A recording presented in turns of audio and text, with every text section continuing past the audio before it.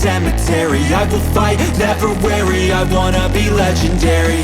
Till I'm dead and buried deep within a cemetery. I will fight, never wary, I wanna be legendary.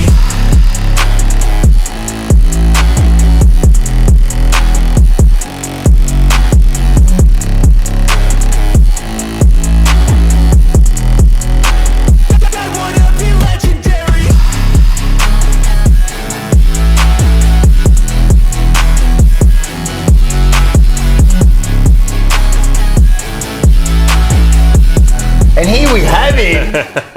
Even I'm in the picture. Brad Fisher, how are you, mate? Good, mate. Yourself? Good, good. G'day, Brad. Vincent? Thanks very much for to see joining you. us today, Yeah, mate. no worries. Thanks and for thanks for inviting us into your beautiful home here in Blairgowrie, where I spent so many of my school holidays as a little boy with my family. We used to come down here and enjoy time on the beach. Yeah, nice. Well, yeah, if you're nice a wog, Yeah, well, Rye was the place. Rye, Rosebud, Blairgowrie, Yeah. Sorrento, That's Portsea, it. you Yeah. name it. Not too much has changed. I think it's all. No, that's it's all it. pretty Still similar. during summer, Yeah, yeah. it's good. So, That's right. so you join us. Ramana. We do the Legends of the Jumper Punch. You are a legend of Carlton. No, I'm not. No, I'm not. Not a legend anywhere. And yeah, I'm uncomfortable doing this, especially with the name. No, But, no, having a not chat at about all. yourself, just saying. We love talking to past players, and everyone's got their story, and you've got a great story because you went through a lot of hardship, especially with injuries, to play the amount of games that you played, and you did really well in a very tough time at Carlton. In fact, you pretty much walked in just as the storm was beginning, end of 2002. You were picked up in the national draft. Yeah, that's right. Yeah, I think I Remember what pick number you were? I do. Pick 72. I don't Correct. know why I remember, but because I don't have a great memory talking back on my career, I'm not going to remember too much. But yeah, I remember that. I remember it was only Mick Martin and Carl Norman went after me at the time. So Oh, Mick Martin. And do you remember who went before you? oh, Who did Carlton pick up yeah, with their first round draft yeah, pick? Kate Simpson. Yeah, but it wasn't pick 1 or 2 or 5. Should have been it. It was good enough to be a Pick top couple pick, 45, 45. Yeah. Yeah, so and he played over 340 games. But that was the year that we lost the draft. That's right. wasn't it? First it and was, second yeah. round, Yeah. we were disqualified. Yeah. Thanks to those salary cap breaches. Yeah. But, but we picked Goddard, up. Wells and Simpson would have been pretty We nice. picked up two so, good yeah. players in Simpson Norman and and Fisher. Fisher, Don't yeah, worry. yeah, And yeah. you two were good mates too, weren't you? Yeah, we'd played junior footy together at Eastern Rangers and knew each other pretty well. So yeah, that was looking back, and I don't reflect too often, but one of the great things about playing at the Blues was getting there at the same time as Simo, and then then just being a spectator like the rest of us, enjoying his career once I was done. So, tell us how you got to meet, because you were from East Burwood, was it? Yep. Is that where you played? Yeah. And he was down at Emerald, which is in the hills. Yeah, in the hills. So how did you Yeah. end up getting to? Well, he was a bit of a late bloomer. I mean, he was so skinny and lean when he first came down. So he didn't sort of go through the pathway that, well, not that I wasn't skinny, but for whatever reason. My big frame that I've still got now. I think I'm skinny too. But, Yeah, so he was a late bloomer in that sense, or at least late down to Eastern Rangers, and I remember, he was just a sort of skinny little kid who played the last 4 or 5 games for us as a bottom major, but showed a bit. And I've said this before because I used to get wheeled out at his 250th, his 300, 350, so I had the same stories. But I still remember the day I knew he was going to get drafted. We were playing an intra-club practice match out at Hillsville, and I was probably injured at the time, but I remember standing on the bench and he got around 1 or 2 players, and from about 50 metres on his left foot from the junction, just put it straight through and jogged back like it was nothing. And I'm thinking, he's unbelievable, this guy. And it just kept on going from there. Do that a couple of times in some games, yeah. Yeah, and do you know what? And I don't know how well people notice, but always at important times in games. He used to, if you watch his highlight reel, his 10 or 12 best goals were to get us in front. Crucial times. Port Adelaide, I remember. And I'm normally in the background on the bench because I was the opposite in an important moment. I'd be get him off and get someone else on. But no, he was always at an important time. Throughout his career. And did you always play football when you were a kid? I did, yeah. Yep, I was obsessed as a kid. Just I watched every possible game I could. I reckon at one stage I would have known every player's jumper number in the league. Who did you follow? I followed the Bombers as a kid. Yeah. I don't know about. I genuinely hate them now, but It's amazing how players, like you follow someone, then you play for Carlton or you play for any team, and then you generally hate them. Yeah. Well, you followed the Bombers, and Simo followed. His Pies. Collingwood. Yeah. So I think that Andrew, they all follow Collingwood. I think that era of Essendon, late 2000s, it was just the arrogance in that you loved as a when you supported them, but then when you're playing against them, you can't stand that about it. How long? So you get picked up by Carlton. How long before you hate Essendon? It probably took a little while. It does, wouldn't it? Yeah, it took a little while. I reckon it wasn't until I moved into Moonee Ponds, and so every Essendon player lives in Moonee Ponds. So you go up the supermarket and there's half a dozen Bombers players, and so you want to beat them because you're seeing them all the time. It's a competitive, and that's it. That's it. Yeah, absolutely. But you can't do anything. Be honest. Does your generation of player actually? He used the word hate. Yeah. Do you really hate the opposition like that, or do you just? Oh, that's the way the supporters talk, but we don't really care. No, the rivalry was built up well, and you do come to dislike. Oh, I don't know. Yeah, it's a good question. Whether you really dislike them or you just really want to beat them. Hate's a very strong word.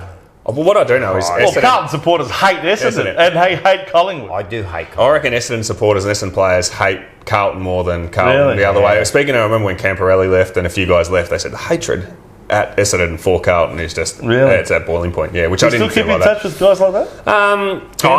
Not so much. Matthew Allen went to Essendon. I worked for the Players Association for 7 years in their past player space and transitioning players, so a little bit through there. But no, you sort of. Anytime you bump into them, it's always you get that warm fuzzy feeling, a lot of good memories and a few bad memories, but you do drift a little bit, and that's just life, and you sort of got to call Did you always think you were going to get picked up, play AFL? I know it's a dream. Yeah. I probably did when I was a kid. I always thought I would. But probably the same my 5 or 6 best mates who I played junior footy. I thought, and then you get to sort of 15, 16, 17, and then I probably realised. I might have been the best player at the Little Knox Eagles Footy Club, but I'm not anymore. Once you go into squads and all that. So then I was probably pretty nervous. I had a lot of deficiencies in my game. I was lucky I could take a mark above my head, but apart from that, I didn't have a heap of leg speed. I had some poor kicking technique, which let me down. So I was probably... wasn't sure whether I would get picked up. I got dropped from Vic Metro in my under 18 year. So that would have been heartbreaking. Yeah, it was. But I probably wasn't. By then, I probably wasn't hell bent. I was hopeful, but I wasn't I wasn't going to be the be all and end all. But then I had a pretty strong finish to the year and ended up sneaking. Did Carlton give you any indication that they were going to pick you? Nah, I had no idea. Or any other club for that matter? I spoke to a few clubs, which I can't even remember too well now. That come into my house. Clark Hansen, I don't know if you remember Clark Hansen. I remember Clark Hansen. Yeah. So he is the father of our current assistant coach. And a future senior coach. He used to be a commentator on ABC. He was, and somehow so we had a caravan next to his, next to Ash and Clark in Rosebud growing up. Right. And somehow he knew that I was going to get picked up by Carlton, and had told my grandparents, and so when I rang my dad. I watched the draft at a mate's house, or listened to it back then, and he said it's Carlton, because he'd been told by my grandparents, I think Carlton are going to take him, but I had no idea. Somehow he knew. It was fairly late in the draft. It was pick 72. It was were you at any stage thinking, no, this is not going to happen? Oh, yeah.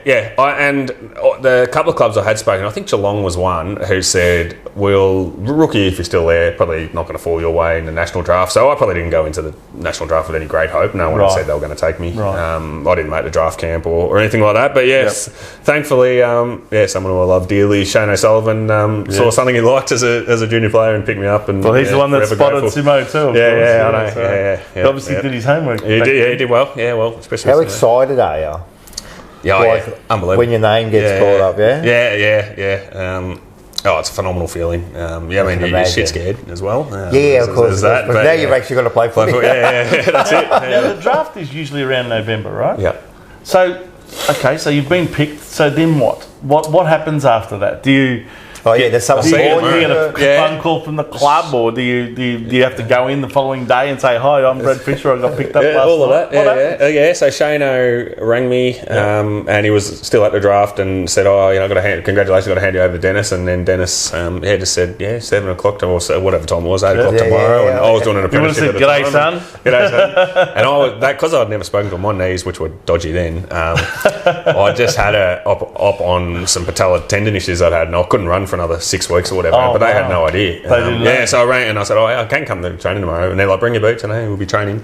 I was like, I can't run. I've just got off crutches or whatever what the story was at the time. So, so Shane didn't know that your knees were... Well, I'm not sure what he knew. But I missed a bit of footy with him. But I'm not sure what he knew. But yeah, I might even if I generally can't. I've had too many, he said. Can't remember whether I'd had a minor clean up on them or whether I was just not. I was off a non-running program or whatever. But you weren't ready to train. No, I wasn't ready. And then they sent me off and scanned me in the next day or two and said, and then gave me a program from there. But it's not a great feeling rocking up as a late draft pick and saying, now I can't train. Now can't train. They probably looked at each other and said, what? They probably said, well, you could do some time in the gym. So if you can put on a couple of kilos, that'd be good. So what's the pre-season training like? Your very first pre-season, you're turning up. I know yours was an interrupted one, but I reckon I got through to describe Christmas. to us what it's like. I remember just thinking it was brutally hard, and I remember being so nervous. We used to do hill sessions, and I was nervous, like I was going into a game, thinking, there they stand there, and I remember seeing the older guys. I've got a vivid memory of Campo laughing and joking and playing around before we're about to run. I'm shitting myself thinking, we're about to do these hill, I'm about to be in a world of hurt. But with a bit of experience comes, it's not the end of the world, it's just a training session. And I remember, it just been brutally hard. And even when by the time I'd finished, I couldn't imagine doing any more, let alone like Simo. Did you stick close with Simo? I had him covered in the running back then, and then sort of our entire career, he just sort of we went in different paths. He just kept going, mate. He just got better. Were there any other young blokes that you were training with, rookies or? So back then it was straight in with the senior group, and away you go. And I remember Jared Waite because this was Dennis Pagan's first season. Yeah. So he hadn't even started coaching a game with us now. He'd just been recruited as our new coach by John Elliott. Yep. In order to try and save his own presidency, and that failed. So we've got a brand new board, a brand new coach, and a brand new CEO. Yep. So the whole place is new, really, in that sense. Yeah.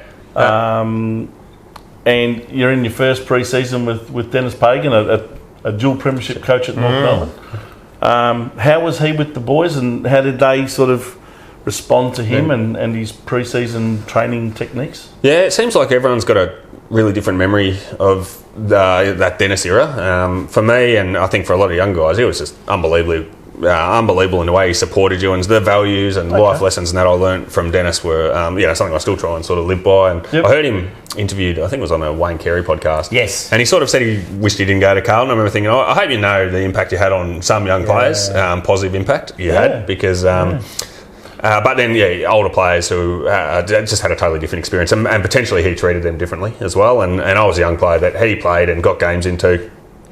And then there was, guys 27, 28 who were probably playing in the VFL thinking, I should be playing instead of Fish and all that. But Dennis backed me in, and then, 8 years later, I'm playing in the VFL thinking, I should be playing in front of this guy. So you get a bit of balance as it goes on. It comes back your way. Yeah. That's interesting. You said about Dennis Pagan, like he said, I wish I didn't go to Carlton. So he would have said that because the way his coaching ended, But you're right, like he doesn't realise the impact he has on those young kids, that's interesting. Like, I wonder if he realises that, or he probably does. He might, and it might have been slightly taken out of context. It might have been, I think he got there and there was a complete, board overhaul and a lack of support, and then draft pick issues, and the club was in Wabina and footies. As young guys who are 18, 19 coming into the system, you're probably immune to all of that board business. You mentioned before the new CEO. I couldn't tell you who the CEO was. Well, Michael Maloof was the new CEO. Okay. Well, I know.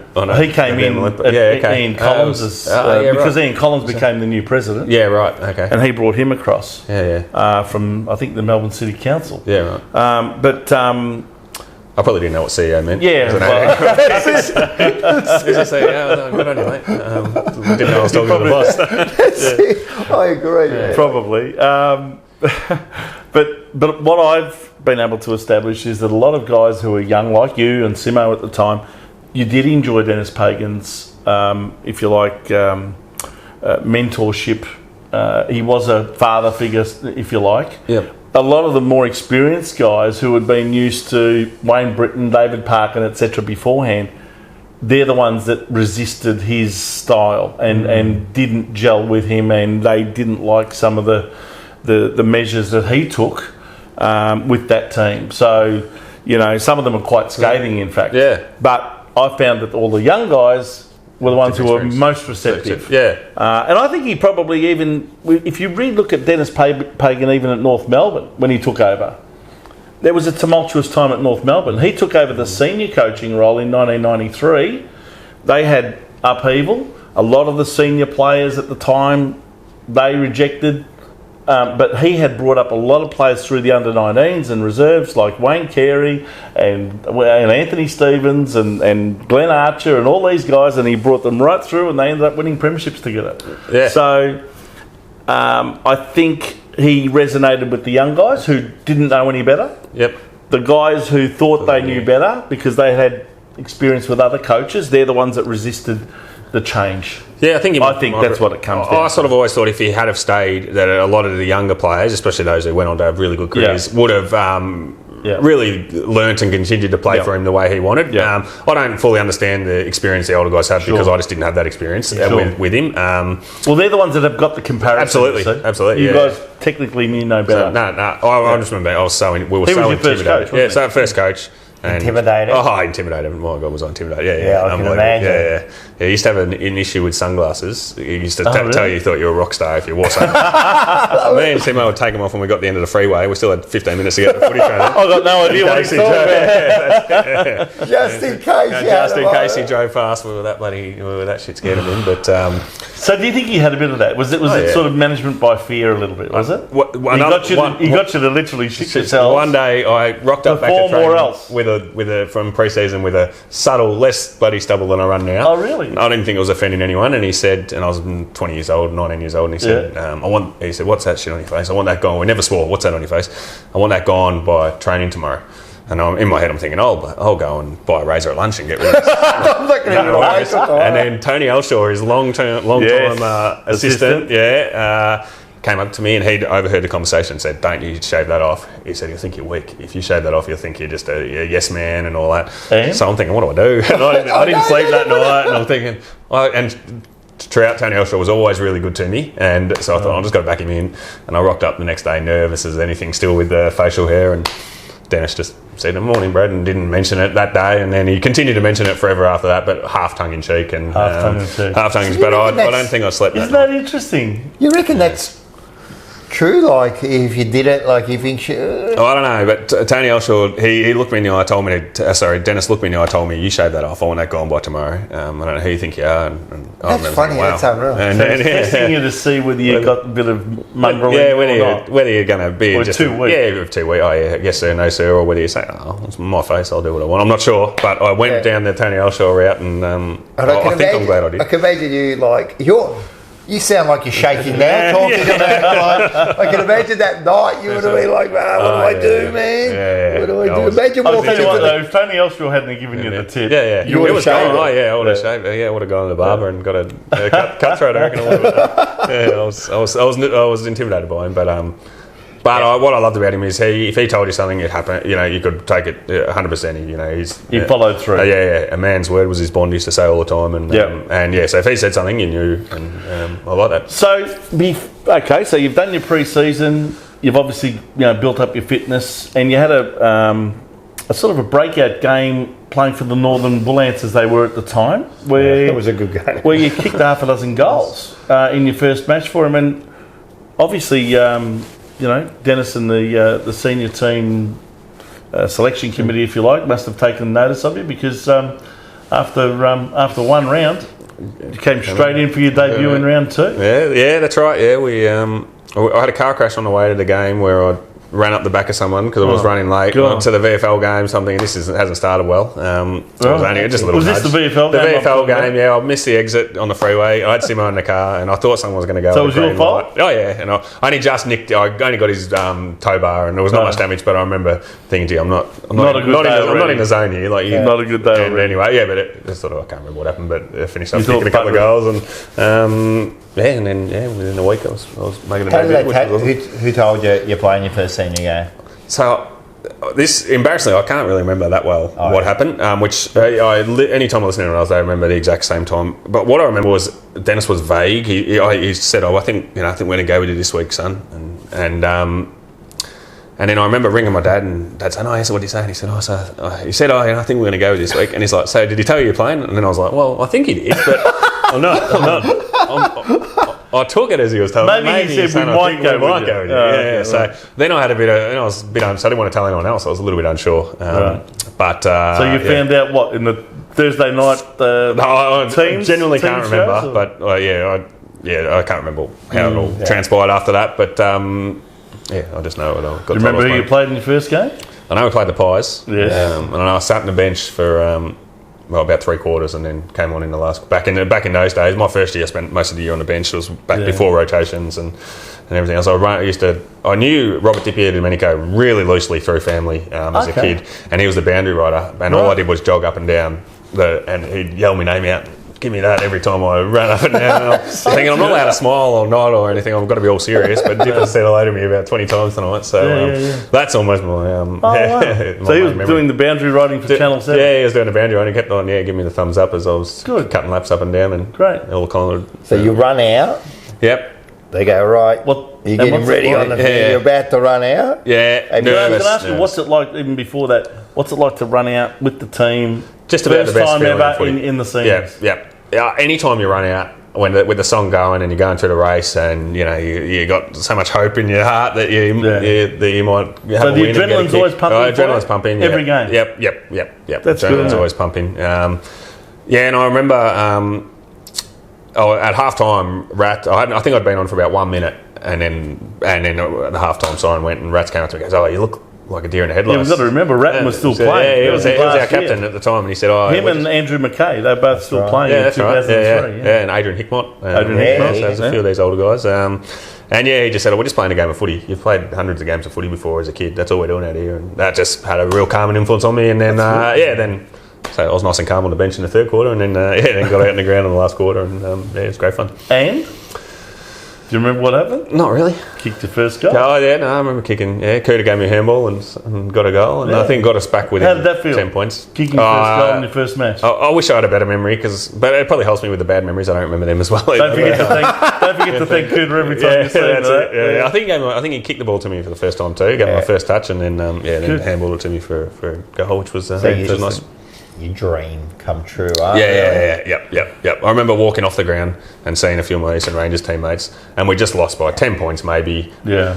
But I was just so excited. Yeah, I got to go in there smiling, going nuts because I got a couple of kicks late, and I didn't want to smile. Of course, to make it look like you're upset. Or giving them a little subtle thumbs up. But it was. What was the feeling around the club at the time? Because we'd just come off our first wooden spoon in 2002.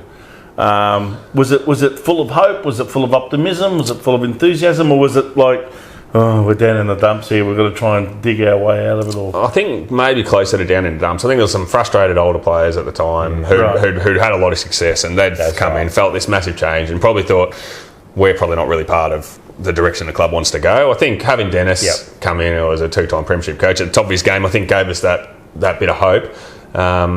But I think you could tell that financially the club was in a lot of trouble, and some of these older players were probably not feeling like they were going to be taken along for the next part of the journey. So it was a little bit sort of. I think a lot of them realise that this is the last year they'll be playing. That's footy. right. Yeah, whether it's Andy McKay, Brett Ratton, Adrian Hickmont, etc.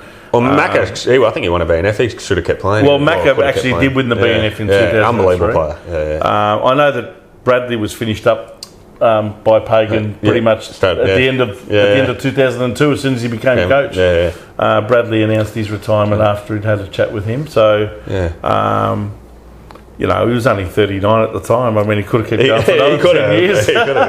Or as Rocco would say, he was 150 years old. I reckon he can play now, man. Like, seriously. Oh, and he played about nearly 100 games in the SANFL as well. So nearly 500 games. 98. 98 for Port Adelaide. Yeah, there you go. 375 for Carlton. He would have had the record. And goodness knows how many night matches, state games, and all sorts of other matches and practice games and whatever. He probably would have played. I think his body's still good. Games. He still runs and does all that. He's a fitness fanatic. He's fantastic. Yeah, absolutely. Can you believe those guys are turning 60 this year? Bradley, Kernahan, Greg Williams. Are they really? Those guys. I'm worried enough about turning 40 next year. You're turning 40 next year, aren't you? Your own I've got enough to worry about. Yeah, don't worry about them. They're old. Yeah, So you played your first game. and you did well enough to keep going. How many games do you remember you played in 2003? Did you ever get dropped? No, I didn't. No. Did you hold your position the whole year? Somehow I held my spot. That must have been reassuring. Yeah, it was good. Yeah, first year in bingo. Most young players when they come in when they're 18, 19, I think you just turned 19 in April when you first started. So they'd expect to get dropped at some point. Yeah, but you did well enough to keep your spot. Yeah, I think I was always. I like to think I was always a realist with my footy. I think I knew that I was still getting a game in my first year, but I felt like I was sort of going okay as well. Sometimes you'd only get half a game or less in those days, but I knew that there was better players aged 27, 28 playing VFL footy, which so whilst I never got dropped, it was a decision that Dennis and the match committee made at the time that we're going to play our younger players, which I appreciated at the time, and then like I said before, I didn't appreciate it as much when I was older, but I certainly understood it. I just didn't appreciate it. We didn't have all that many wins in 2003. We only finished second last on the ladder. Okay. As opposed to wooden spoons, so at least we avoided back-to-back wooden spoons. We were rising. Yeah, that's it. Yeah, we were really rising. I guess unsuccessful year, but good one for you in terms of holding your position in the team. Yeah. And the year after that, we went and recruited a whole host of players from other clubs. How did that make you feel? I mean, we had. I'm just trying to remember some of them. Daniel Harford came from Hawthorn. Digby Morrell from North Melbourne. Martin. Nick Stevens came over from Port Adelaide. Scotland. Well, Mick Martin came over, I think, in 2003. Year before, got his 300th game. And he played his 7 games and got up to 300 and did his hamstring and see you later. Nick Stevens from Port Adelaide. Who else did we say? We got the 3. I think we got Bannister. Bannister from Essendon was a good player, actually. Someone else from me. He was a good player. Corey McGrath. There was a whole host of... Brett Johnson, I think, from Hawthorn. Was it Bounty? Kind of gave us a lift, didn't it? Yeah, absolutely. Yeah. Some of those guys are really good players. Some of them were okay. Yeah. Heath Scotland was the best of them, probably from Collingwood. Yeah. I don't think there's been a better player come to Carlton from Collingwood. No, maybe not. In the history of the club. He was brilliant for us. Absolutely. Yeah, unbelievable. So what was that like, having all of a sudden an injection of all of these players? I think we were pretty excited by it. Because we actually really rose up the ladder. I mean, we actually had 11 wins in 2004. Yeah. Well, I got dropped that year. And finished 11th. A couple of younger guys got dropped that year to play some of these older guys and sort of see what they were capable. And they were actually pretty good. We won 10 games of footy. That's why I'm asking you. Did that cost you your spot in the side? So you sort of start to think, I'm not getting my go anymore. These older blokes are coming in and... Did that unsettle you a bit? No, I don't think so. I think it was more just, like I said, I think I knew that if you have a couple of quiet weeks and you're a half-forward flanker, then you find yourself back in the VFL. But I think I only got dropped once, I think, for maybe 2 or 3 weeks, and then I did my knee. You also copped a bad injury, didn't you? Yeah, I did my knee in the second half of the year. And, so that was ACL? First ACL, yeah. How does that feel when it happens? Do you know? No, I didn't know. My first one, I went back and tried to take the kick, and then it just sort of felt like my leg was dangling, and I ran off, and they did one little quick thing, and the doc told me straight away within about 15 seconds, which I tried to not believe until I had the scan the next day. It's amazing how you don't know it. Yeah. We had an interview recently with Mil Hanna. Yeah. Remember Mil Hanna played in his first game and did his knee? Was it his first game? Was it really? Yeah, right.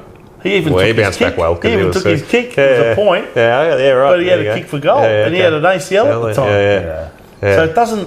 when you snap your ACL, I think I remember being told, and that time I adjusted my ACL. Not the second time I did basically everything in there. Right. But if you snap that nerve, then there's not much pain. It's sort of you look like we're full for 5 seconds, and then it sort of goes away. And then I remember walking back thinking, maybe not, maybe it's all right. It feels good. Feels good, and that's when I got the bounce. I said, look, it feels like it's sort of dangling when I go to kick, but it's not sore.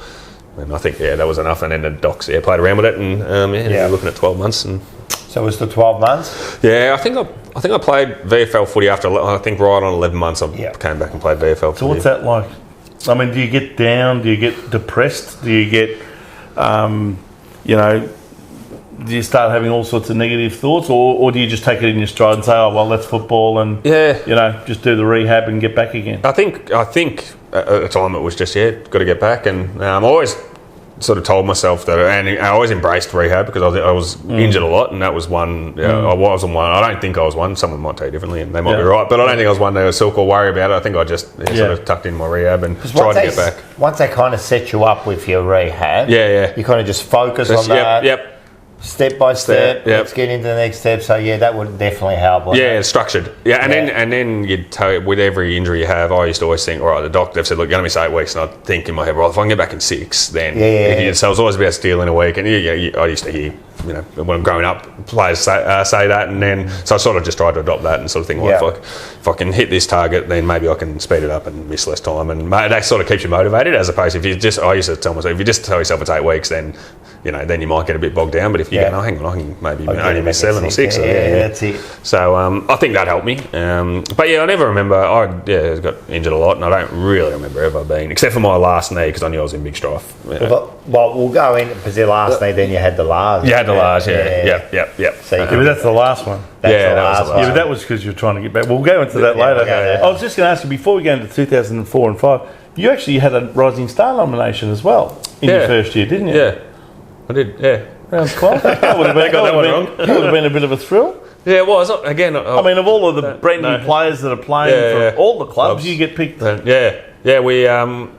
We beat Richmond at the G one day. I think Justin Murphy kicked about 5 goals and got us over the line, and I'd done okay, and maybe there wasn't a heap of other players that week who had massive days, and somehow I ended up with it. But I remember at the time being sort of excited, and looking back, you're sort of almost half embarrassed, but that's just what why are you half embarrassed? Like it? Well, I've got a photo that's somewhere under the house in storage, and I look at it, all these players, and a lot of them sort of went on to have really big careers, and you sort of think, it would have been nice to have done that, but it's just not our pandemic. Yeah, injury cheated you out of a lot of games. Yeah, you got a lot of injuries. I got injured a lot, and to be perfectly frank, I wasn't good enough to get all these injuries and still play 200 games. I didn't have enough talent. If I'd had a really strong pre-season and I got myself fit, then I was a chance. But if I'm coming back off 8 or 10 weeks, then I just wasn't good enough. Yeah, that's the reality of it.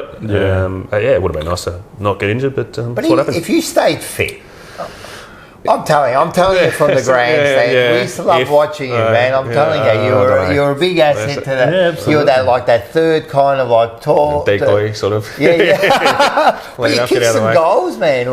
You kicked some goals. And you took a good mark. Yeah, that's what the one thing I said before was I could mark it above my head, and it got me 99 games. Really, I think I would have struggled to get a game otherwise, but everyone's got to have a trick, and that was of course everyone's got a trick. One or two tricks, of course, and you've got to try to utilise that one trick. Absolutely, It was my memory of it is foggy playing, but for the most part, I loved running around and trying to take a mark in the forward line, and but it didn't last too long, and that's just the way it is. Well, you were there with couple of good forwards. Fev was there at the time. Yeah. I was going to ask you, what was it like playing alongside Favola? I mean, he used to command space and kick it to me, and he basically demanded you go off and decoy over there, and you can decoy over there. Just let me have the forward 50 yard. But he didn't hide it. He'd say, he'd clean me up a couple of times, and he'd say, "Well, don't lead there." And I'd say, "Well, there was no one else within 30 metres. If you just held your position a little bit, I wouldn't have." But when you do reflect and. For whatever reason, it's not something I do too often. But front row seats to the Feb show. Did the coaches want that too? I know that Pagan always loved, Carey back in the North Melbourne days having, what did they call it at the time? The paddock. Pagan's paddock. Yeah. But did he want that similar sort of thing with Favola, and you guys to stay out of his way, or did he expect you to do certain things within that forward line? Not even Fev, I think a balance. I think he knew Fev was the guy who's going to win our games of footy. But I think I've always believed that Fev would have kicked just as many goals if a few years later they got the fast, quick players around him, so Eddie Betts and Chris Yarran and Jeff Garlett, and I think if we had have had that, and then Jared Wade as a mobile tall, and weren't as Fev focused, what would happen was we'd still kick the ball to Fev when he was out and on. but we wouldn't have just kicked it to Fev even when he was 1 on 3. So Fev would have kicked the same amount of goals because the ones when he wasn't going to kick goals when he was 1 on 3. Yeah. But yeah, I wasn't the answer. It was more later on. I sort of thought a couple of years like when Fev left was right when Ratton started playing those guys up forward and changing the dynamic. And if Fev was there as well, I reckon Fev probably could have kicked 100 goals with the ball going to him, 70% of the time that it used to, instead going to the other players. So we were a bit too predictable back in those days to the opposite. Oh yeah, we're predictable. Yeah. They just knew they're going to get to Favola every time. It's a bit like now in a way. Well, you must look at Harry, you must look at Harry Mackay and Charlie Curnow now and think, look, they're getting in each other's way. I think we look our best when Curnow marks it on the wing and then bangs it to Mackay. That's right, when they get that separation. Yeah, that's right. When our forward line functioned back in the day was when Whitnell was down there. Because we needed Lance to go behind the ball at times because we were struggling. So he went to centre half back. But he was so good at protecting players and such a good tool. You'd always know what was going on and he wouldn't really demand a footy the way other players, can. There'd be times where I'd take a mark and think, oh, gee, that was good. And then it's not until Dennis shows the replay and it's Whitnell's bodied up 3 guys and calling you in and I think I've taken this great. Look at me, I took the mark. Then I'll go up to him after the team meeting and go, thanks, Red. I know you do it. But at that time I thought it was all about me and then it turns out it wasn't at all. But yeah, I think he was a good team player. Whitnell was a great team player and Fev was he was the showman and he was and he'd tell you too. Oh, he'd tell you, but you kick it to him because you trust him, and when he got the ball, when he marked the ball, he'd kick the goal. So, he was phenomenal. So you've had this ACL, you've done your rehab, and you come back in round 16 of 2005. So you've had your 21st birthday in the meantime. And you come back and you played a pretty good finish to that season, even though we actually finished on the bottom of the ladder and won a wooden spoon. But you personally had a reasonable finish in those last few games. Yeah, I think you're super hungry because you've missed you've just missed 12 months. But I was also really fit because I'd done within 3 or 4 months you can run as hard and as often as you want. You just can't change direction for a period of time. But yeah, I remember thinking I can cover the ground as well as I ever could. The agility takes a little while to come back. So you must have missed out on the premiership that year. Missed the 05 premiership. Yeah. It's one of the great Wizard Cup. One of the great regrets. We got a couple of 2-time Wizard Cup premiership players. No, I'm proud of my one, but got one a couple of years later. But missed that. And I remember at the time I was disappointed because I remember Etihad was rocking or whatever it was called back then. Colonial Stadium or whatever it was Telstra Dome. That sounds right. It was rocking. Players, supporters, celebrating hard. Did Dennis make it a focus in the pre-season? Look, guys, we're going to try and win this thing. Because he played the best possible teams he could, and everyone else was trying all these young players and reserves type players in those games. But we went hell for leather, and I think Dennis knew that if he could land this thing, he was going to get a contract extension, and that's exactly what happened. That is, but at the time, as soon as he won the Wizard Cup of 2005, they gave him a 3-year extension. Yeah, that's true. And that was with still 2005 season to go. Yeah. So what he got was an extension for 6, 7, and 8. Well, he got a wooden. He inherited a wooden spoon side, then within 2 years we won 10 games. We got some silverware. Won 10 games, 2004. So look, everything's looking great. And we the same year that we won the Wizard Cup, we ended up winning the wooden spoon. Well, we didn't know that was. I reckon we had butterball jokes for. You know when you play that first game back from your knee? Yeah. Is it in your head? No. I was confident with the first time. For whatever reason, I think it's not smart enough. But any time I was coming back from injury, I never thought about that injury from the minute. As soon as you feel right. So it's not like you think I've got to go for a tackle here. You don't hesitate at all in that sense. No, not then. Now, if I play a game of local basketball like I did the other week, all I was doing was panicking that I was going to hurt myself. Going to hurt my knee. So things have changed. But no, back then I think you trust in your rehab and your rehab staff, and especially after your first. Like I've heard players say after their first contest, and you go, right, I'm good to go. I'm good to go. Yeah. But I did 6 weeks, I think, in the VFL before. So by the time I was playing, I was sort of pretty confident in my knee. So then we settle up again, 2006, and another wooden spoon year, back to back. Did we? No, thanks for coming down and sharing this. Great memories. Can I ask you? When it was announced that Dennis Pagan got a 3-year extension, Did you get any vibes from the rest of the playing group that, oh my God, what have they done that for? No. Nothing. No. From So no I think one? that, I think From anyone at all? Again, you stretch my memory. I said it that many times, but Yeah. I don't. Not. I think that the older players who struggled older with ones I'm that talking had about. already retired. Who, for whatever reason, didn't enjoy that experience. Yeah. But no, I don't remember thinking that at the time. I think I was pretty optimistic as well. I remember thinking, I think until that year, the stat was every team that had won the NAB Cup had then finished in the top 4. And so I'm thinking, we better push Footy Trip back. We were thinking that too, mate. So that's it. Yeah. So no, I don't think that was a thought. And he's a 2-time premiership coach. Yeah, and, that's right. And if he had got his draft picks, they had pick 1 and 2 and everything else. The Goddards and the Wells. then the squad looks a bit different. After winning that Wizard, you got to go into the season confident, don't you? I mean, it all fell apart after about 4 or 5 weeks. But seriously, you do. You got to be thinking, wow. Mate, I'm telling you, we're a shock here. Absolutely, yeah, we did, and we were wrong. You're right. Well, actually, you copped some injuries early. You copped the hamstring injury in the first round. That was the next year, I reckon, 2006. So 2005. Is that where we're up to 6, are we? There we go. Yeah. I did. Yeah, and that was, I still can't figure out how I did my hamstring because I'd done a full pre-season, I was fit and thinking. And normally when you're really in good shape, you're less likely to do a hamstring than when you're coming off an interrupted pre-season or whatever. But I did, And then I'd break my shoulder sort of halfway through the year or a few weeks later. You copped a lot of those types of injuries, didn't you? Shoulder injuries, obviously your knees. But did you cop too many hammies? Nah, that was the only. Too many hamstrings. That was the only soft tissue I'd done until I was about 34 playing local footy. But which probably. For what I was almost proud of that fact that I'm presenting as fit and strong as I can, but I can't do much if I go back and I cop a knee and your shoulder breaks or you land funny and you do your knee. You also did a cheekbone once, didn't you? I did that a couple of times, So you can't eye socket. help Was there anything you didn't do? No. I don't miss any of that. It was, a bit fragile. Maybe I haven't got the. But you managed to play your 50th game in 2006. Yep. Against. No, I don't remember that. Collingwood. Okay. Yeah, round 21. Did they win? No. So we didn't win too many games in 2006. I know it was Whitmer Lance's 200th or 150th, or it was a major milestone. Is that right? Yeah. Was it on the same day? Same day, yeah. There you go.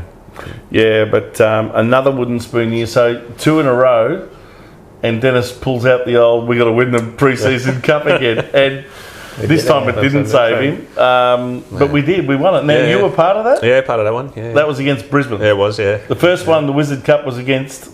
Do you remember? Eagles. West Coast. Against the West Coast Eagles. That's right. You didn't play in it, but you still remember that. Yeah. So Brisbane. Yep. So did we all go in all guns a blazing for that? No, we were we were sort of well advised in the lead up that if we do win tonight, all we talk about is round one. Yes. We didn't the year before. And they did. We did, and we won round one. I'm pretty sure. So it was totally different, but Now 2006, the one thing that did happen, and you mentioned Lance Whitnall's milestone, he had an outstanding year playing centre half back. Yep. In a pretty dismal year for the club, but his was one of the highlights that year. He won the best and fairest, and the club decided after Koutoufides had relinquished the captaincy, he was the captain from 2004 to 2006. So they made Lance Whitnall captain in 2007. Unfortunately for Lance, he succumbed to injury not long into the season. I think his knees were starting to give him some real trouble. Yep. And your mate, Cade Simpson, at age 23, I think he just turned 23, was made captain of the team. Yeah, unreal. Did you talk to him about that?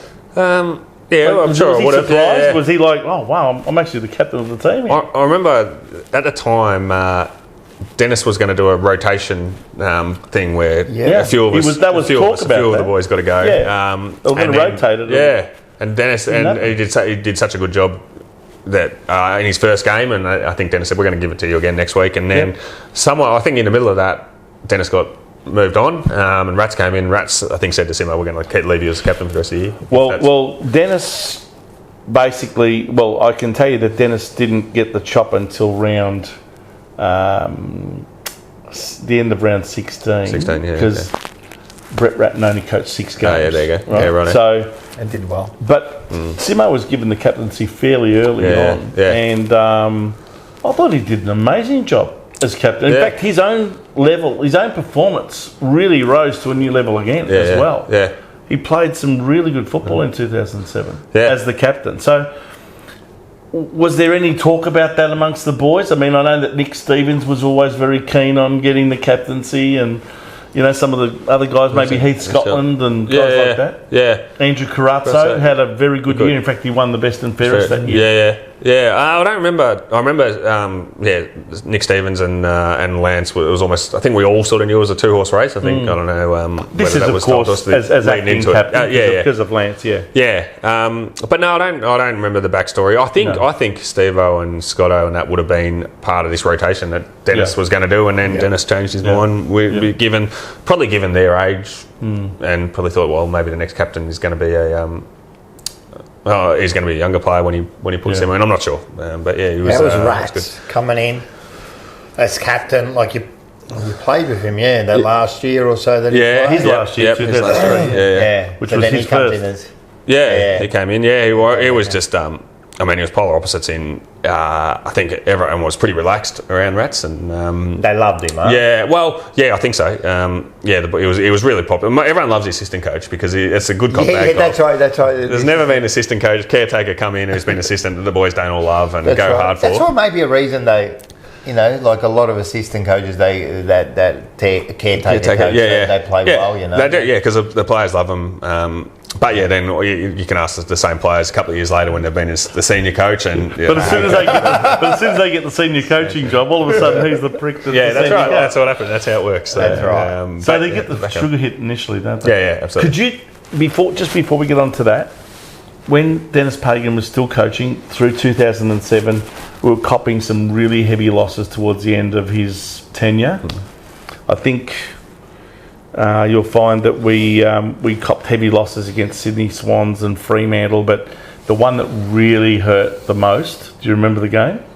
Is it the Gabba? It's at the Gabba. Yeah. Jonathan Brown. We got absolutely annihilated. Yeah. Like Jonathan Brown kicked 10 goals. I think he kicked 10 goals. And we just did not look like we wanted to be there. I must admit, I was looking at the game like these guys don't want to run. They're like, which is that? I played that day, and I can assure you we did. I'm only kidding, but I mean, I get the same frustration watching. It's because you're down, because it doesn't matter what you do. Your confidence is gone. Your confidence is gone. Yeah, your confidence is gone, and when your confidence is gone, you're playing against a side who's what was Dennis like during those last few weeks when he was, obviously reaching the end, and the club ended up pulling the pin on him? But those were very heavy losses. He didn't change. He didn't waver. He didn't change. No. He was sort of steadfast in what he wanted to do, and even after he was moved on, he just handled it with class, which I sort of probably expected from him. He sort of came down and addressed all the boys, and of course, as you would have to. But no, I don't. I don't remember. I was just going to say, when you're down like that, is he the sort of coach that berates you, or does he recognise that you're all down and tries to lift you up a little? I'd say a balance of the two. Right. He gave some of the biggest sprays I've ever heard, but he also, he'd cuddle you as well, and that's what a good coach does. Yeah, that's right. Yeah, that's right. And I really did find him a good coach. He used to, what he did, which I don't think that many coaches do, or at least in my experience, was he'd go around individually every single player after the game and give you feedback. Isn't it? Yeah. Which is one of the more daunting experiences you can have as a 19, 20-year-old, getting some real-time feedback straight after the game, and you'd always position yourself really key. Well, you're not 19, 20 anymore. You're 23 by this stage. Yeah, well, still a bit timid. Yeah, so and poor Simo, I mean, he wouldn't have had that many wins as a captain, unfortunately, during that year, because we finished second last. And in fact, the one game I wanted to talk to you about, and Ratton had taken over by this stage, was the last game. The Melbourne versus Carlton game at the MCG that everyone called the Cruiser Cup game. Yep. Where both sides were on 4 wins. Yep. The rules back then were, if you had 2 seasons in a row of 4 wins or less per season, you get the priority pick. An extra pick, yeah. Now, whoever won that game, because of the AFL's rules, so they're to blame, technically was at a disadvantage for winning. Do you remember playing in that game? No, that was... Did you play the game? I didn't play, no. Oh, you didn't play the game? That was my, you remember the game? That was my only good year that I had, really. And after round 21, my knees were sore, like I was sort of limping to the line, and the docs made the decision to. A lot of people are. They go in for the last. Well, yeah, they go for late surgery in case 5 months wasn't long enough to get right. So get a week head start. Actually, in those last 6 weeks, when we were obviously, experimenting, and Rats was given the interim job for 6 weeks. There was a lot of players who were put out to pasture. A lot. Yeah. And there was a lot of positional changes too. Do you remember? But one guy did come back into the side to try and save his career, but unfortunately it didn't work, and that was the captain. Lance himself came back for round 22, and I thought he'd done enough because he took a hanger that night. He hadn't been off the ground for 5 or 6 years. I remember that. No, it didn't happen. They still delisted him in the end at age 30. Which was... But isn't that amazing how quickly things can change? He's won the best and fairest in 2006, played a brilliant season, made captain in 2007, and by the end of that year, you're out, delisted, gone. That used to amaze me playing footy. I remember David Teague won a best and fairest. Yes. Won midway through the next year, he was out of the side in playing VFL. Jordan Russell, who was I'm pretty sure he was leading Juddy the year Juddy won his Brownlow at Carlton after 21 games in the best and fairest. He was lead, and he came second in the BNF, and then by round 20 the next year, he's playing for the Bull Ants. Unbelievable. And when Whitnall left, and he was the captain of the footy club, I remember being shocked that no one ever said anything. There was never we brought in and said, look, we've let the captain go because his body is not allowing him to play to the standard he wants to play, or whatever it was. And it was just like he was gone, and it was just move on. And then you don't see him around. But and that's I remember it is. I remember thinking you'd address. I think you should address your captain leaving. Yeah, I think you should say thank him for what he's done, even with him not there to say Did they not give him a little send off and say that? No. He'll know far better than me. But I remember being shocked at the time, thinking there's just no recognition of what he'd done, even just to say, look, you might notice your captain's not around. We've had to move him on, but it was just nothing. It was I remember finding strange at the time. But and then so no one talks about like within the group. What do you? What the hell's going on? Yeah, no, I think we would have. I think we would have discussed it, and maybe my memories. Someone might tell you, no, it was addressed, but I remember thinking at the time, gee, you're captain of the footy club. Yeah. Well, that makes you think that your position, like. Oh yeah. Well, not just yours. I'm saying anyone's come and go. Yeah. Our players, you come and go in the footy club. You sort of walk out the door the last day. They take your swipey card, and you move on. And, does that say a lot about the culture that existed at Carlton back then? No, I'm not sure. I'm not sure about that. I haven't got anything to balance it with. I had one experience in footy. Oh, that's true. You probably haven't had an experience of what an alternative culture. Yeah, that's right. Or even what Carlton's culture evolved to, or anything like that. I think. So I'm not the right person to speak, but there was things at the time that sort of surprised you a little bit. But I'm not sure I've had the answer. Yeah, well. So you played some more footy after that. Yeah, so... You were right, though. 2007 was probably your best year as a footballer. Yeah. But I wish I played that last game. Some really good games. I finished on 39 goals. That's right. But I remember thinking, if I'd have played the last game, it was a free-for-all against Melbourne because no one wanted to win. Eddie Betts kicked 5 in a breakout game. I'm thinking, I could have chipped in for 3 and I would have had a 42-goal year. Yeah. And then it was not until I sat down with my manager and I had a 20-game... a bonus in my contract, and I played 19 games and all that. But in fairness, I was sore, and when the docs sort of said, "Well, we're going to get you surgery because we don't want to do any damage." You didn't know I was young and naive, and then I finished on 99. So one more game, I could have changed everything. A lot of other players would have said, "My knee's fine, I'm ready to go." No, it was the right call for me not to play at the time, but in hindsight, hindsight's a wonderful thing. Well, that's it. My favourite saying, we're all generals after the battle. Absolutely, we all know it, So Brett Ratten becomes the only coach in history to be given a 2-year contract for the senior coaching position after losing every single game that he was in charge of. What is as an interim coach? Do you think that was his KPI, was it? Make sure you don't win a game? I reckon. I'm not going to make that accusation, but... Nah, come on, let's be serious. There was instructions there. They knew exactly what they were doing. Well, you're not going to get an admission of that from anyone. Not to the player. I can hand on heart. Never to the players. Never was to anything the players. ever said? I always say, not that I know, but man, the players always give 100% out there. Yeah. I remember whatever everyone else is doing, we don't know. Absolutely. But the players, they don't go. Players will be saying, stuff Matthew Kreuzer, I'm trying to, where do we get him? I'm trying to save my career. I'm trying that's to it. better Because everyone's myself. going for your own spot. Everyone's got their own. You got your own things that priorities. you want. Absolutely. Yeah. And if so. You know what I found ironic? What I found ironic was that the coach of Melbourne at the time was also an interim coach. And about a month after he coached Melbourne to that victory in that last round in 2007, he became an assistant coach at Carlton. Bomber Riley.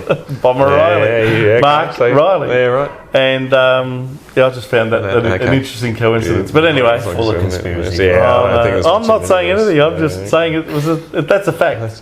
That's a fact. Yeah. But anyway, fact of the matter is, it was an exciting new era at Carlton with obviously in the off season, Chris Judd comes to the club.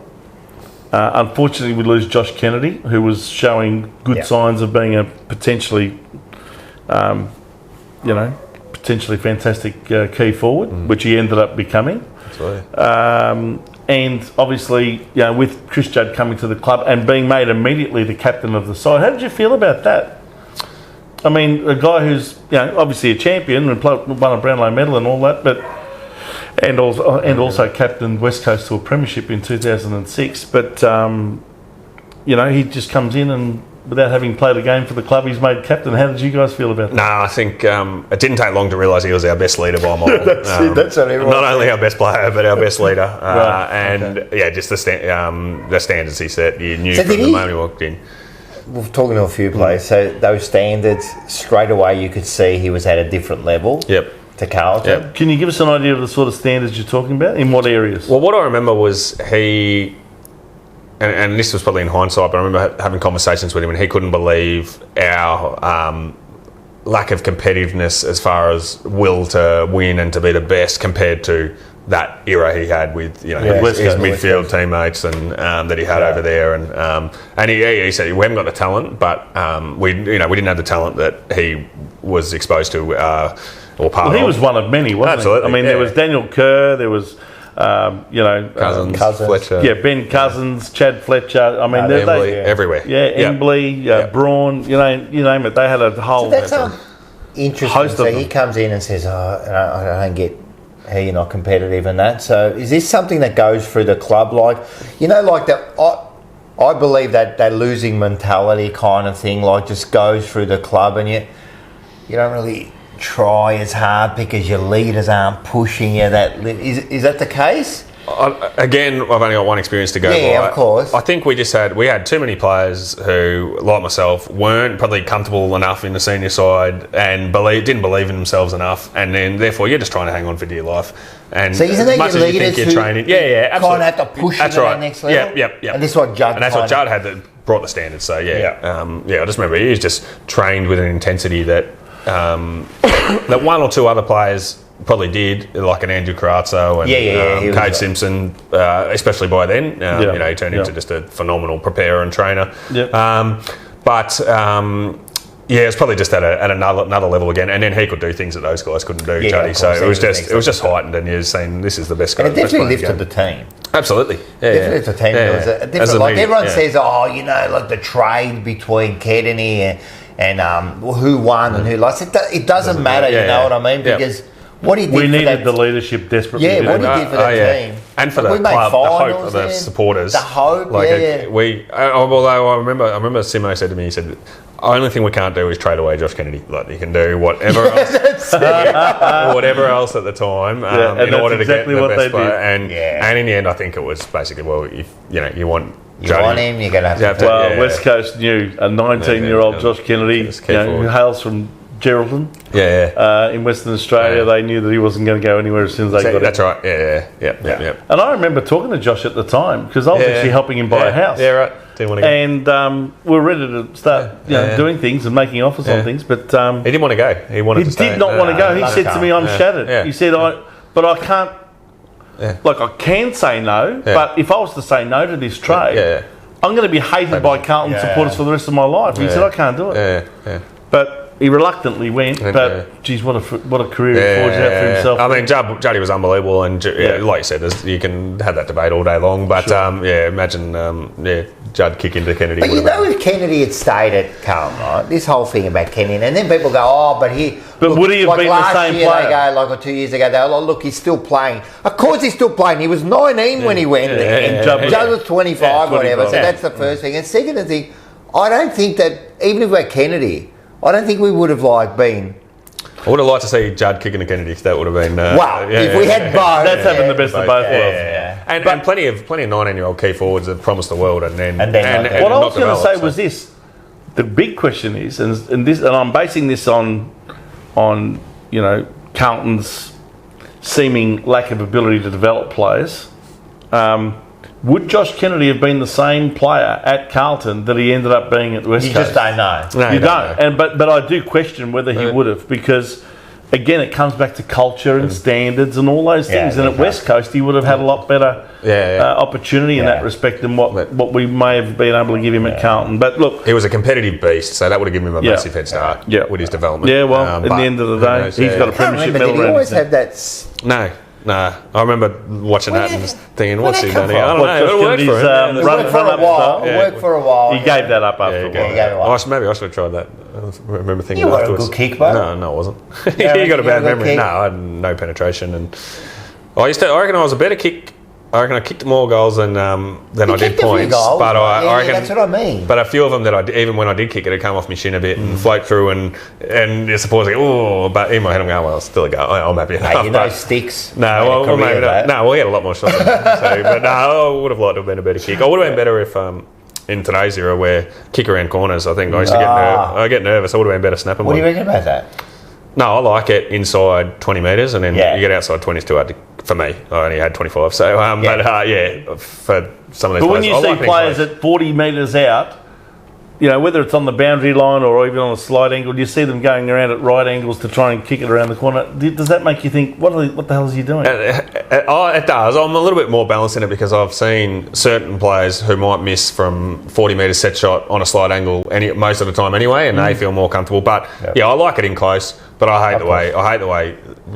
I'm not going to name them, but really good players get this horrendous. It's like they've murdered somebody because they've adopted a different technique, and they're going through a month or two where it's not working for them, and it's like they're the worst person who's ever lived. And we got one of those. And I just hate seeing it. I think often people aren't bad kicks until everyone tells you you're a bad kick, and then you start believing it. And the thing is, if you miss a set shot, drop punt, people go, well, he's missed a goal. But if you miss a snap, that's all the whole grandstand. And look, as supporters, we're guilty of that. We're going because you're 40 out or 30 out. No, but the question is, what's the most appropriate kick for that distance and that angle? Most of us agree. A kick around the corner when you're 20 or 25 metres out on the boundary line, fine. But when you're even directly in front. Sometimes. Can I give you my I've seen players directly in front go for the kick. It doesn't matter if you... I don't like it, right? But it doesn't matter if you go around the corner, whatever you want to do. I think, we're talking about H. We all know it's Harry, right? I think he's not sure what to do, right, at the time of the kick, and that's where he's getting, caught up. You know what I mean? If he was certain, I go back, I kick the goal, and that's it. But it's like, do I kick it or do I go around the corner? And that uncertainty... makes him kind of... Yeah, it's all... I think it's all a confidence thing for him at the moment. Right. And at the moment, he's kind of... Well, I think he's starting to kick the ball nicely. The last few weeks have been right. When he won his Coleman, if he marked the ball inside 30 on that right-hand side, he was snapping a goal under 99.9. So it's got stuck in his head. Yeah, so you miss a couple, and then, especially, Carlton supporters are good at that. Mate! I've got a good memory of that. The amount of times he said, do you practice your kicking? And I think, no, mate, that's a good idea. I hadn't thought of that. Actually, did the players actually spend a lot of time at training practicing their kick? So much time. Yeah. Really? Yeah. I remember, Because I think the perception is that they don't. Okay, no, in training, not a heap. Which I always thought not enough, but outside of training, so before training, after training, you'd have 60, 70 shots, and then your specialist people coaches. At the club say, "Oh no, you've had enough kicks on that leg now. If you do any more, you're going to be putting your leg under strain and all this." They're so good. So Justin Cordy. This is a long time ago, but Justin Cordy was Carlton's strength and conditioning coach. And I remember he used to call me into his office and say, "Oh, you're probably looking at your loads, and you'll probably start getting a bit sore towards the end of next week. And I'm thinking, what are you talking about? Don't worry about And it it. would Stupid happen. numbers. And then late in that next week, I'd be like, I'd wander over and say, I think I'm done for the session. Like I'm something So that's screaming. when they tell you how many kicks, Wow. like they start like, wow, well, that's interesting. But yeah, they've definitely got too much control. I think a little bit. Sometimes you got to trust your body as well. But yeah, I remember wanting to just continually practice and that. Justin Cordy was saying, no, mate, and then he'd always be right.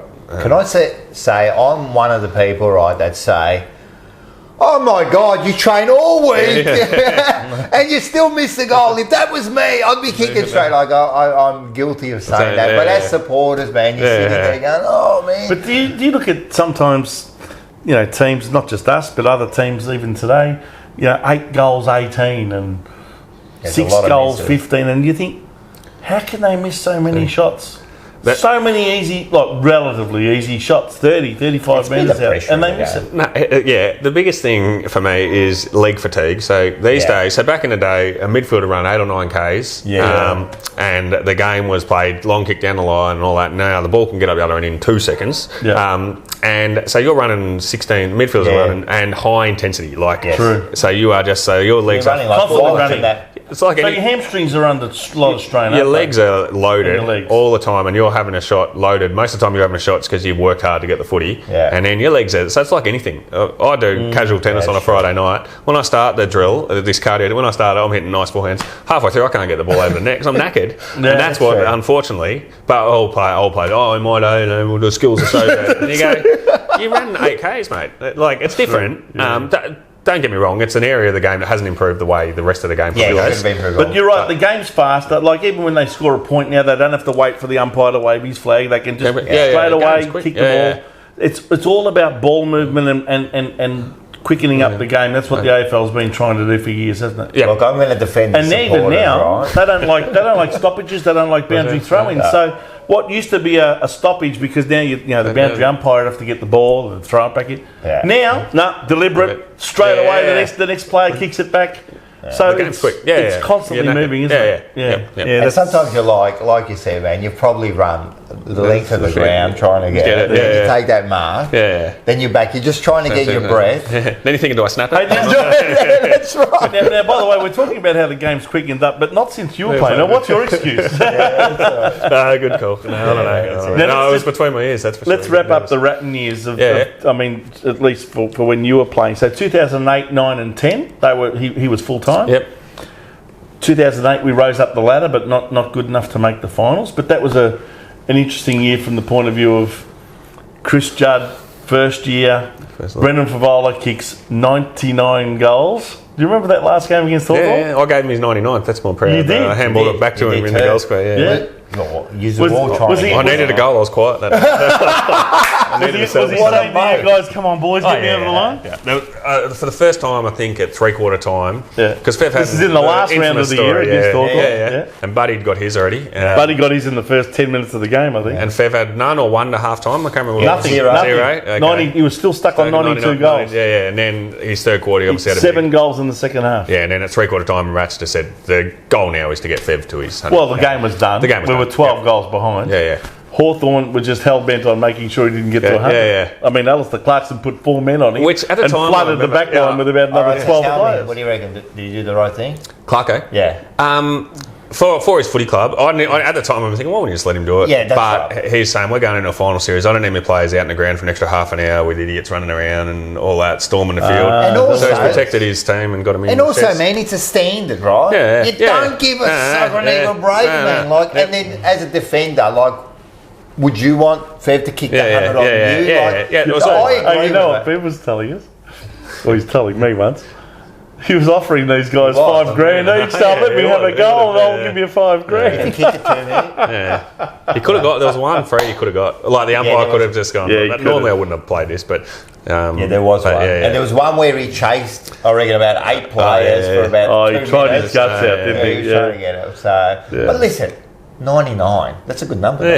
He remembered I was just going to say now, 99, we'll talk about 99 in a second. But hope that'd come up. But those years, so 2009 we make finals. Yep. Again, what's the feeling like there? I mean, finally we've made the... Is that your first final? Yeah, so 2008 I played all year, and in 2009 I was in and out of the side a fair bit. Yeah. And that coincided with us sort of getting stronger. Did you play the one against Brisbane together? No, I didn't play a final. Yeah, we were 4 goals up at three-quarter time, and then we kicked the first goal of the last quarter as well. That's all looking good. And we were 30 points in front. Lost the game. Yeah.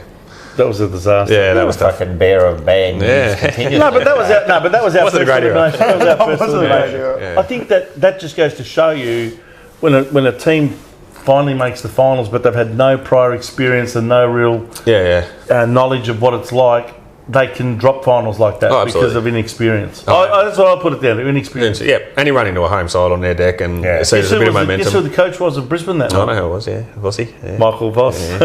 That's right. Probably his best year, So then the following year, same? Yeah, following year. We played Sydney in the elimination. Sydney, yeah. And I think we were pretty... Did you play that one? Nah. So I did my knee in the start of the year, and then got back in a intra-club, NAB Cup game or whatever it was at the time, and then got back. I played one more game and then a senior game, but that was it. And so the rest of the time I played in the VFL after I'd rehabbed, and then we made a final, and I think we nearly beat this one. They kicked a late goal, I reckon. We nearly beat this one. Yeah, nearly beat them up there, and but signs are pretty good, and the next couple of years after that weren't bad for the boys. That was cool. Yeah, well, do you remember your last game? I do. Who was that against? It was against Collingwood. Yeah. Like playing against Collingwood? I did. Do you know what? My last 2 games, I got dropped after Collingwood the year before, and then... You did I could see you were trying your guts out to get to that 100-game milestone. You got into the side against Collingwood. Now, we had a bad day, and I didn't think it was your fault. I know you didn't get much of the ball in the forward line that day. I think you kicked the goal. I played defensive forward on Nick Maxwell, and then Lumumba, or Harry O'Brien at the time, came to me. So I'm thinking, I'm going to have a tough day here because I've got an opponent and I've got to try and get this other... and it didn't go well for me. No. And we got smashed that day. Yeah, we got that wasn't your fault. I think the whole team, especially in the midfield, got really badly beaten. Yeah. But the match committee didn't see fit to keep you in for your 100th they couldn't help That was your 99th and final game. It was, yeah. I kicked, the next week I kicked 10 in the VFL. I'll be honest with you, mate, I was dirty. I was the president of the Carltonians at the time, and I was expressing my extreme displeasure. How do you feel? At them not giving you the chance to at least... I still had hope I'd probably get in late wrongly. You even kicked a bag of goals in the Northern Bull Ants. The next week after that 99th, I kicked 10 in the VFL. 10? And they couldn't see fit to give you another game? Nah, do you know what?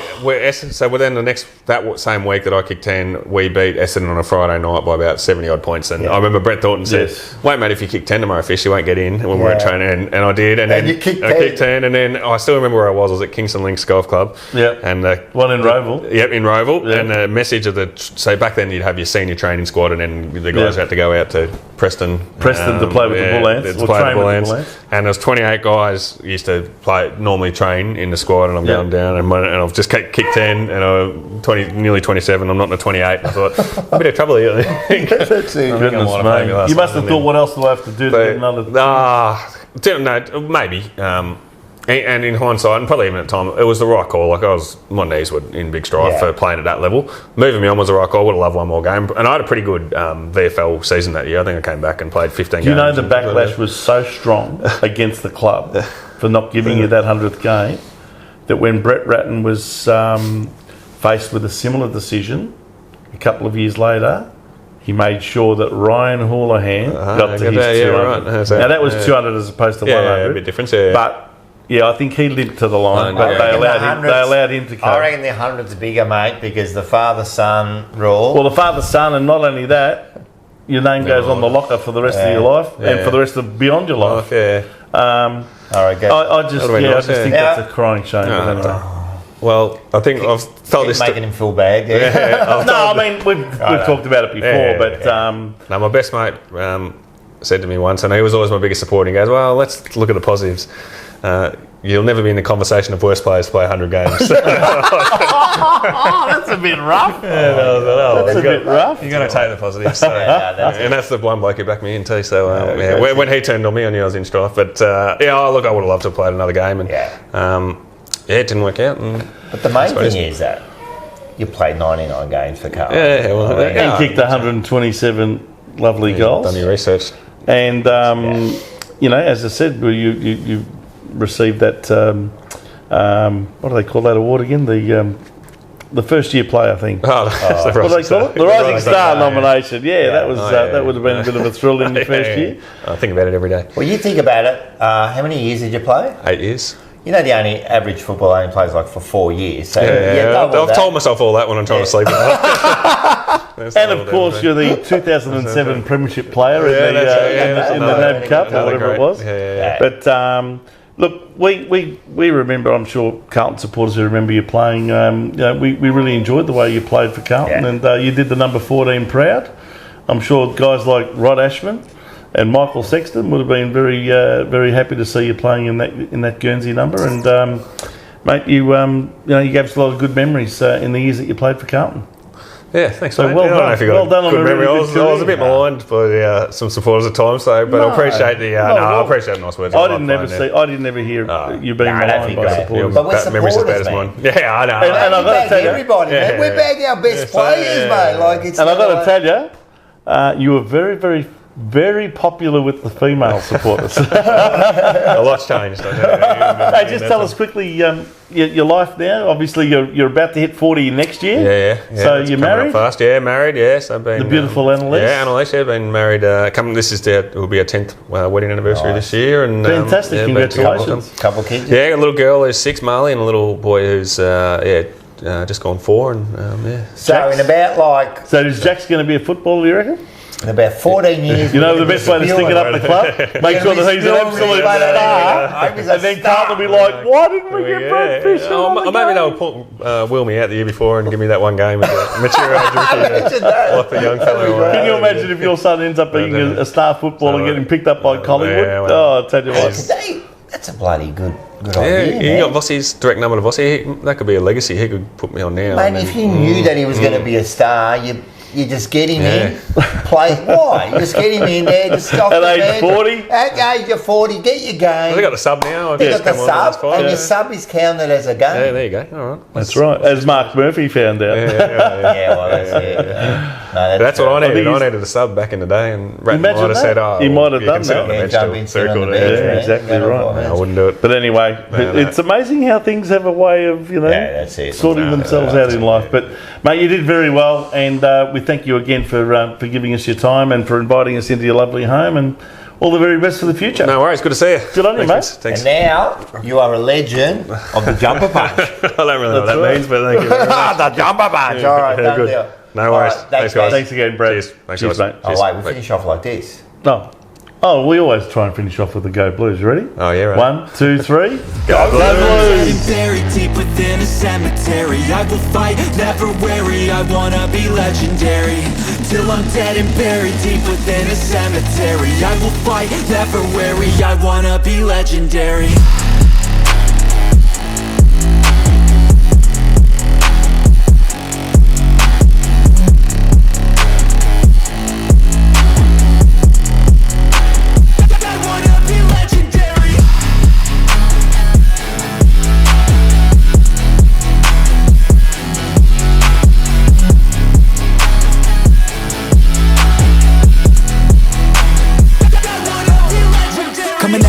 I'll be last place, that's alright. I don't work at a fast pace. I'm a steady horse creeping up straight past it. And once I pass you, no one's getting past me. I've seen people hit walls and they stop there. I don't get that mind, man, it sounds scared. Good things take time, better prepare. Cause anything great takes pain, it's a fair.